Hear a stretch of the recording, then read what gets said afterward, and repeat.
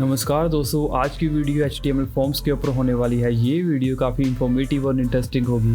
ये वीडियो दो पार्ट्स में आएगी, जिसका सेकंड पार्ट 3 दिन बाद यानी कि 21 अक्टूबर 2023 में अपलोड हो जाएगा। So without wasting our time, let's get started.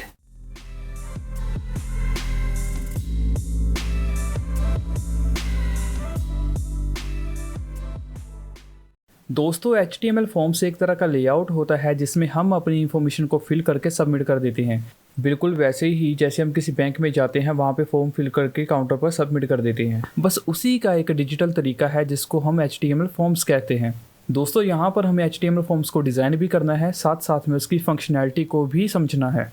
समझने में आसानी हो इसलिए मैंने HTML फॉर्म्स को 3 फेजेस में डिवाइड किया है, which are front end, back end and database.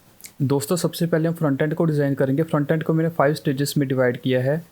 First is form tag, क्योंकि हमें फॉर्म लगाना है, फॉर्म टैग ज़रूरी है। And second is label and basic inputs, जैसे कि name, email, password, comments etcetera. And third is select, जैसे हम जेंडर सेलेक्ट करते हैं, male, female, other country, state, city, image. तो ये जितनी भी सिलेक्ट वाली चीज़ें हैं इनको मैंने सिलेक्ट्स में डाला है। Fourth is button. दोस्तों, फॉर्म को सबमिट तो करना ही है, तो उसके लिए बटन चाहिए, तो fourth is button. And fifth is form handling, जैसे एक्शन, मेथड, इंक टाइप। ये जितनी भी एडवांस चीज़ें होंगी इनको हम लास्ट स्टेज पे डिस्कस करेंगे। So let's start with the first, form tag. सबसे पहले फॉर्म का टैग डालें। ये एक पेयर टैग है, इसलिए इसको एंडिंग टैग के साथ साथ में क्लोज कर दीजिए। Now come to the second stage. अब हम इनपुट का टैग डालेंगे। ये एक सेल्फ क्लोजिंग टैग होता है, यानी कि अनपेयर टैग है, इसको अलग से क्लोज करने की ज़रूरत नहीं पड़ती। अब हम इसके अंदर टाइप डालेंगे। दोस्तों, फर्स्ट फील्ड हमारी नेम की बना रहे हैं, सो इसके अंदर type is equal to text होगा। अब यहाँ पे मेरे पास नेम था, इसलिए मैंने इनपुट टाइप टेक्स्ट डाल दिया, लेकिन आपको कैसे पता चलेगा कि कौन सी फील्ड में कौन सी टाइप डालनी है? दोस्तों, इनपुट टोटल 17 तरह की होती है, आइए उनको समझते हैं। इनपुट टाइप टेक्स्ट, ये एक जनरल पर्पस के सिंगल लाइन टेक्स्ट के लिए यूज़ किया जाता है। For example name and address. इसमें कोई भी इनबिल्ट फंक्शनैलिटी नहीं होती, it is just a plain text field. दोस्तों, इनपुट टाइप टेक्स्ट में मेनली 5 तरह के एट्रीब्यूट यूज़ होते हैं, जैसे कि name, value, class, place holder and required. दोस्तों, नेम डालना हमें इसलिए ज़रूरी होता है क्योंकि जब हम फॉर्म को फिल करके सबमिट कर देते हैं और वो डेटा जब बैकएंड के पास जाता है तो बैकएंड उसको आइडेंटिफाई नहीं कर पाता कि ये पर्टिकुलर डेटा किस फील्ड से रिलेटेड है, इसलिए नेम को डालना ज़रूरी होता है। अब बात करते हैं वैल्यू की। वैल्यू में हम जो भी डालते हैं वो हमें इनपुट फील्ड में दिखाई देता है, इसको हम ऑटो फील्ड इनपुट के लिए यूज़ करते हैं। अब बात करते हैं क्लासेस और आईडीज़ की। इनका यूज़ कहाँ पर होता है? इसका मेनली यूज़ CSS में स्टाइलाइज करने के लिए होता है। अब बात करते हैं प्लेस होल्डर की। प्लेस होल्डर एक तरह का टेम्परेरी टेक्स्ट होता है जो आपकी इनपुट की फील्ड में पड़ा होता है। वो असल में कोई वैल्यू नहीं होती, वो सिर्फ आपको दिखाई दे रहा है कि इसमें ये टेक्स्ट लिखा हुआ है, लेकिन जब आप उस पर क्लिक करके उस पर टाइप करते हैं तो वो ऑटोमेटिकली गायब हो जाता है। तो प्लेस होल्डर सिर्फ दिखाने के लिए होता है कि इसमें कौन सा डेटा है। For example, enter your name, enter your password, enter your email. इस तरह से प्लेस होल्डर यूज़र को हेल्प करते हैं कि कौन सा डेटा कौन सी फील्ड में डालना है। Now come to the required. Required का मतलब होता है ये फील्ड बहुत ज़रूरी है, इसको फिल किए बिना फॉर्म सबमिट नहीं होगा।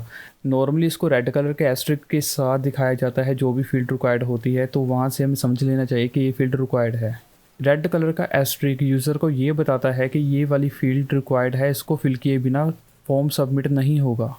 दोस्तों, इसके अलावा एक और एट्रीब्यूट होता है जिसको हम लिस्ट बोलते हैं। वो इतना इंपॉर्टेंट तो नहीं है लेकिन फिर भी इंटरेस्टिंग है, तो चलिए देखते हैं लिस्ट एट्रीब्यूट का यूज़ कैसे करना है। ये टेक्स्ट फील्ड में सजेशंस को ऐड कर देता है। यूज़र चाहे तो डिफरेंट टेक्स्ट को भी टाइप कर सकता है या फिर ऑप्शन को भी सिलेक्ट कर सकता है।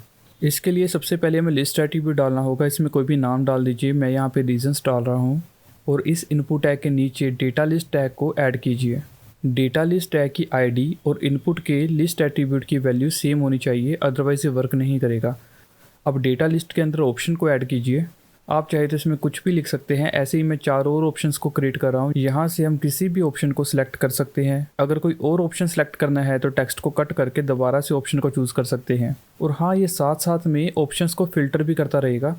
इसको हम 3 तरीकों के साथ लिख सकते हैं। पहला तरीका, जिसमें वैल्यू डायरेक्ट ऑप्शन के अंदर ऐड हो जाएगी और ये नॉर्मली वर्क करेगा। दूसरा तरीका, ऑप्शन को ओपनिंग और क्लोजिंग टैग में रखिए और इसके बीच में कोई भी टेक्स्ट को ऐड कर दीजिए। HTML ऑटोमेटिकली इसके टेक्स्ट को वैल्यू में पास कर देगा। तीसरा तरीका होगा वैल्यू में कुछ और लिखना और ऑप्शन के अंदर कुछ और लिखना। For example this. तो हमारे पास 3 टाइप्स हो चुकी हैं, तो चलिए इसके रिज़ल्ट देखते हैं। दोस्तों जब मैं फर्स्ट वाले को सिलेक्ट कर रहा हूँ तो जो ऑप्शन में मुझे दिखाई दे रहा है डायरेक्ट वही सिलेक्ट हो रहा है, और दूसरी ओर भी मुझे वही रिजल्ट आ रहा है क्योंकि HTML ने ऑप्शन के टेक्स्ट को उसकी वैल्यू में पास कर दिया है। वहीं तीसरी ओर मुझे डिफरेंट रिजल्ट आ रहा है, जो ऊपर वाला टेक्स्ट है ये इनपुट फील्ड में जाएगा और जो नीचे वाला टेक्स्ट है ये इसकी एक्सप्लेनेशन होगी। दोस्तों ये वाला फीचर इतना पॉपुलर इसलिए नहीं है क्योंकि इनपुट फील्ड को जनरल पर्पस के लिए यूज़ किया जाता है, जबकि सिलेक्ट के लिए एक अलग से सिलेक्ट बॉक्स को बनाया गया है जिसमें फीचर्स भी ज़्यादा होते हैं। इनपुट टाइप पासवर्ड, ये कैरेक्टर्स को एस्ट्रिक्स या डॉट में मास्क कर देता है। मास्क का मतलब छुपा देता है। सिक्योरिटी पर्पस से फ़ायदा ये होगा कि जो स्क्रीन रिकॉर्ड्स होते हैं ना, जो हमारी स्क्रीन को रिकॉर्ड करते हैं वो उसको रीड नहीं कर पाते, तो आपका डेटा लीक होने से बच जाता है।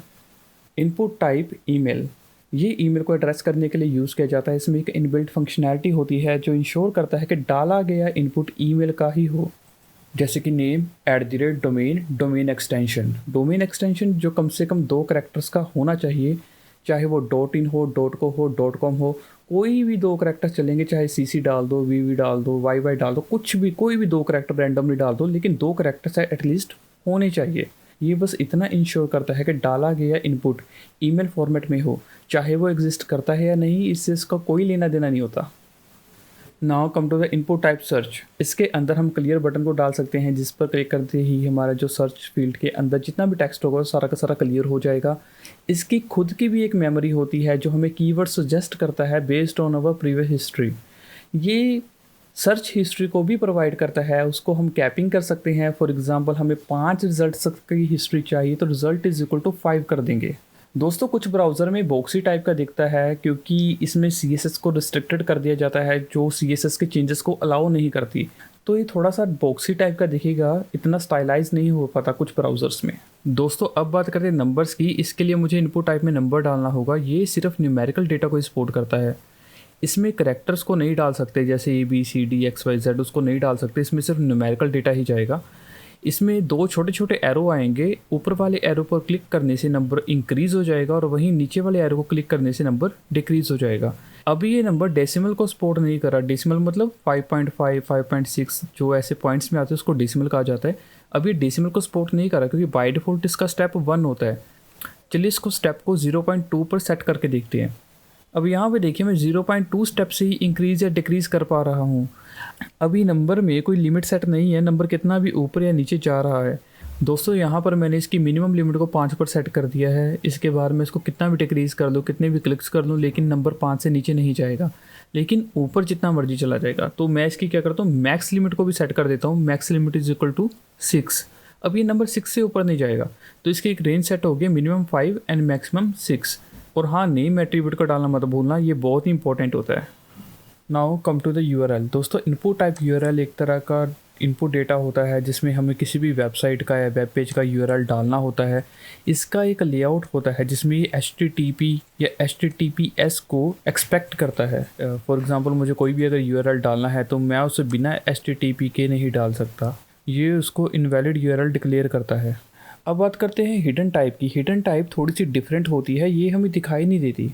क्यों नहीं दिखाई देती? क्योंकि इसमें वो डेटा होता है जो हमें यूज़र को नहीं दिखाना होता। फॉर एग्ज़ाम्पल प्राइमरी ID, जैसे हम किसी भी डेटा को या फॉर्म को एडिट करते हैं, वहाँ पे एक हिडन फील्ड होती है जिसको हम इनपुट टाइप हिडन बोलते हैं। उसमें हमारी टेबल की ID होती है और उसी ID को एड्रेस करके वो पर्टिकुलर रिकॉर्ड अपडेट होता है।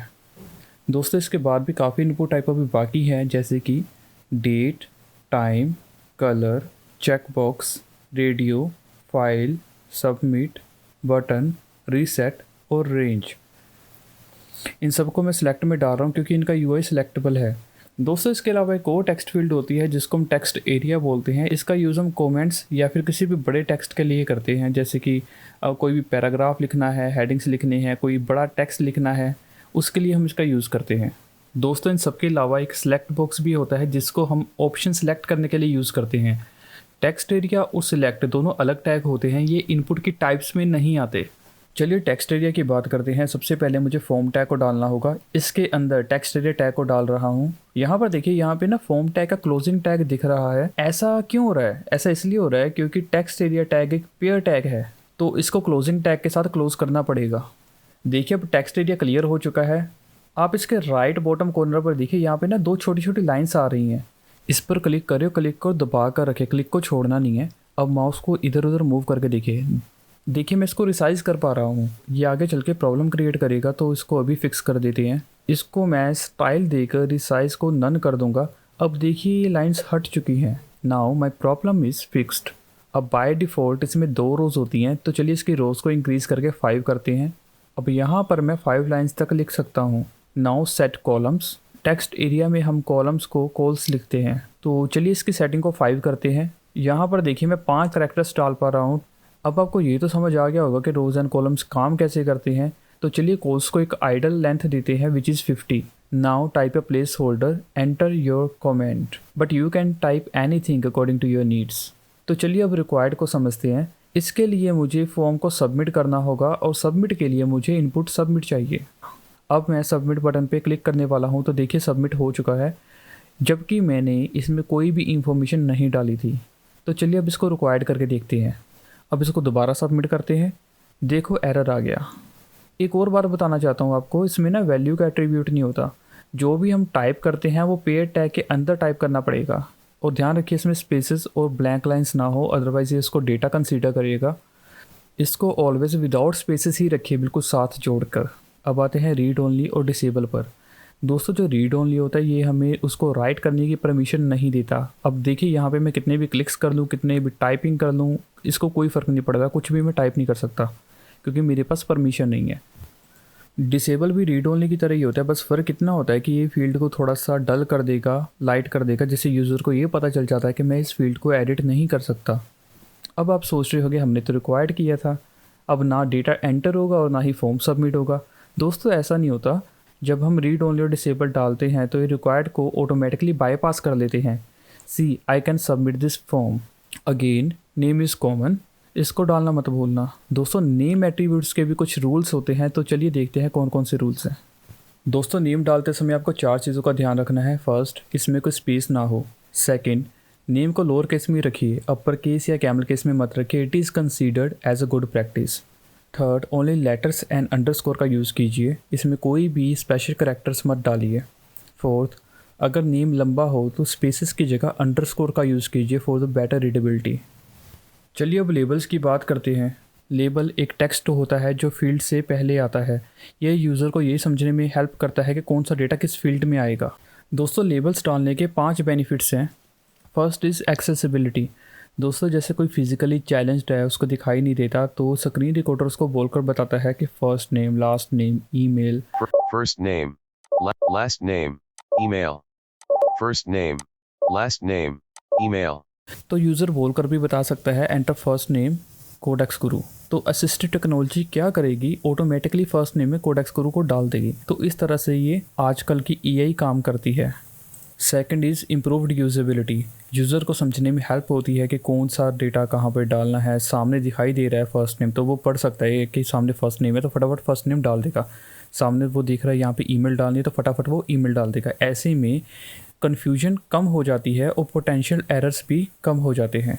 Third is clickable area. जब भी यूज़र लेबल पर क्लिक करता है तो उससे रिलेटेड फील्ड ऑटोमेटिकली हाईलाइट हो जाती है। उसको पता चल जाता है कि ये वाली फील्ड में हमने ये वाली इंफॉर्मेशन को डालना है। Fourth is form validation and error handling. ये जो लेबल्स होते हैं ना, इनमें एक्स्ट्रा इन्फॉर्मेशन भी ऐड हो सकती है। जैसे मान लीजिए हमने कोई भी वैलिडेशन लगाई है, यूज़र ने कोई भी इनपुट को डाल दिया जो वैलिड नहीं है, तो हम बैकएंड से उसको एक मैसेज ड्रॉप कर सकते हैं कि कौन सी फील्ड में कौन सा डेटा डालना है। Fifth is HTML semantic tags. SEO यानी कि सर्च इंजन ऑप्टिमाइजेशन के लिहाज से इसको बेहतर माना जाता है। अगर आप HTML सिमेंटिक टैग्स को डालोगे तो SEO आपके पेज के इंडेक्स को ऊपर लेकर जाएगा। लेबल्स का 4 एट्रीब्यूट और एलिमेंट की ID सेम होनी चाहिए, अदरवाइज ये वर्क नहीं करेगी। चलिए फील्ड सेट और लेजेंड की बात करते हैं। यूज़ तो इनको कोई करता नहीं है, चलो सीखने में क्या जाता है। अभी मेरे पास एक ऐसी सिंपल सी लेआउट आ रही है जिसमें कोई भी ग्रुप नहीं बना हुआ, और फील्ड सेट ग्रुप बनाने का काम करती है। वहीं पे लेजेंड उसको एक टाइटल प्रोवाइड कर देता है। तो सबसे पहले मुझे एक ग्रुप बनाना पड़ेगा, जिसके लिए मुझे फील्ड सेट डालना होगा। यहाँ पे मैं फील्ड सेट का टैग डाल रहा हूँ और उसके बाद इसको नीचे आके क्लोज कर देता हूँ। तो मुझे एक ऐसी आउटपुट आ रही है जिसमें एक सेक्शन सा बन चुका है, लेकिन अभी इसमें कोई टाइटल नहीं है। तो चलिए लेजेंड को ऐड करते हैं। लेजेंड जो सिर्फ नाम का लेजेंड है, यूज़ तो इसको कोई करता नहीं है। खैर लेजेंड का टैग डालिए और इसके अंदर टाइटल को दे दीजिए, ऐसा रिजल्ट आएगा। बस यही काम होता है फील्ड सेट और लेजेंड का। तो दोस्तों आज की वीडियो पहले ही काफ़ी लंबी हो चुकी है, तो स्टेज 3 को हम नेक्स्ट चैप्टर में कवर अप करेंगे। तो चलिए मिलते हैं अब अगली वीडियो में।